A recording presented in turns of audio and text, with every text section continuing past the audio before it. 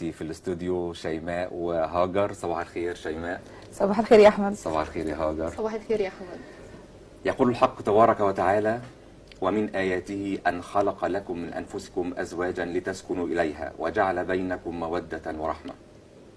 والنبي صلى الله عليه وسلم قال: الدنيا متاع وخير متاعها المرأة الصالحة. والمقولة بتقول: الزواج لا يدوم بالحب بل بالاحتواء. موضوع حلقتنا النهاردة عن الاحتواء بين الراجل والمرأة، بين الزوج والزوجة.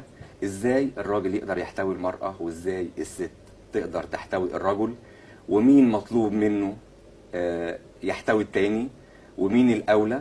ده موضوع حلقتنا النهاردة، يا رب تتابعونا.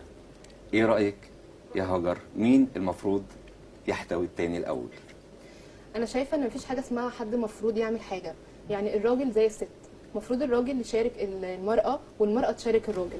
يعني ايه؟ الحياه مشاركه، فالمفروض هي تحتويه وهو يحتويها. كل واحد بيبقى عنده ضغوطات، فالمفروض الراجل يعرف هي مضغوطه من ايه وهي كذلك برضه. ولا انت شايف ايه يا احمد؟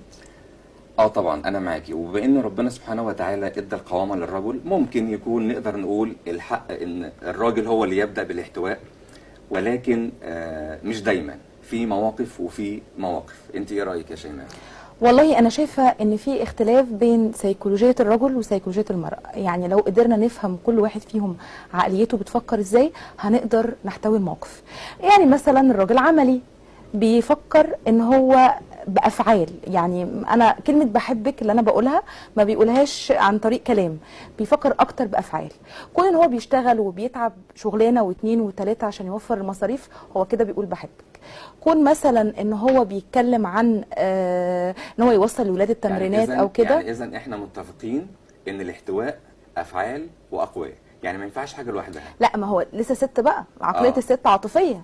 الست انت مهما تعمل لو ما قلتلهاش انا بحبك، او ما قلتلهاش ايه الجمال ده النهارده، تسريحه شعرك حلوه، خسيتي ولا ما خسيتيش، يعني مش بالظبط يعني كده. اقوال وحدها لا تكفي. بالظبط. لا، هو كل واحد المفروض أفعال يفهم. وحدها لا تكفي. هو المفروض يفهم عقليه الست، ان انا بعمل الافعال دي وانا ويعني هقول لك الكلام ده برضو ان ده اهتمام. يعني الست بتحب بودانها، تمام. والست طيب. تفهم الكلام لان ده. الست طبعها اصلا ان هي عاطفيه، حتى لما بتيجي تفكر في اي مشكله هي بتفكر بعواطفها اكتر من عقلها.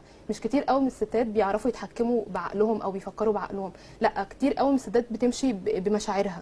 فعلشان كده الراجل المفروض هو اللي يحتوي الست اكتر، لكن ده ما بنقللش من ان برضو الست المفروض تحتوي الراجل.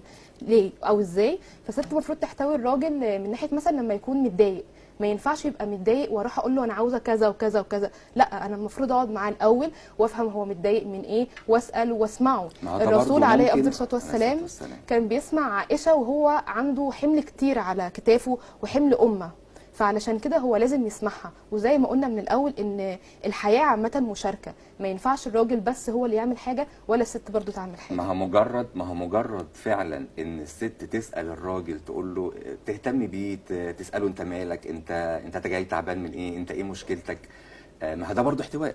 بالظبط، ما احنا ده اللي بنتكلم فيه. الست بتحتوي الراجل من خلال كلامها، من خلال افعالها. ما ينفعش تبقى عند بعند. بمناسبه العقل بقى، هل فعلا عقل الرجل غير عقل المراه؟ يعني بيقولوا عقل الرجل هو عباره عن غرفه واحده، وعقل المراه مثلا عباره عن مجموعه. ما هي عشان بتفكر بعواطفها، الراجل بيفكر بعقله بس، 1 زائد 1 بيساوي 2. لكن الست محتاجه مشاعر، دي اللي بتخليها تستحمل حبها لاولادها، حبها لجوزها. لكن ده ما يمنعش انها تحتوي الراجل بمشاعرها ده، عشان ما يقدرش ان هو يفكر في حد تاني يعني. وهنا انتهت فقرتنا، هنطلع فاصل ونستكمل باقي فقراتنا مع برنامج راجل وست ستات.